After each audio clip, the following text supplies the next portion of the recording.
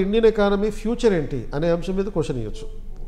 అంటే what is the future of Indian economy, ఎందుకని ఈ అంశం మీద క్వశ్చన్ ఇవ్వచ్చు అంటే ప్రధానమంత్రి అలాగే ఫైనాన్స్ మినిస్టర్ చాలా సందర్భాల్లో చెప్పిన మాట ప్రకారం 2047 కల్లా భారతదేశం అభివృద్ధి చెందిన ఆర్థిక వ్యవస్థగా ఆవిర్భవించబోతుంది.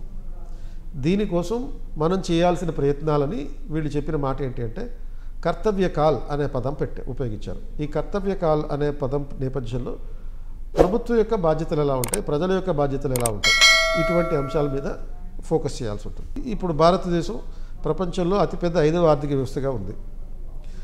అండ్ రాబోయే కొన్ని రోజుల్లో భారతదేశం ప్రపంచంలో 3వ అతిపెద్ద ఆర్థిక వ్యవస్థగా మారబోతుంది నెక్స్ట్ 3 ఇయర్స్లో. సో దీనికి ఉన్నటువంటి ఆపర్చునిటీస్ ఏంటి అంటే how India is going to become a 3rd largest economy, what are the opportunities and what are the challenges అనే పాయింట్ ఆఫ్ వ్యూలో మనం చదువుకోవాలి.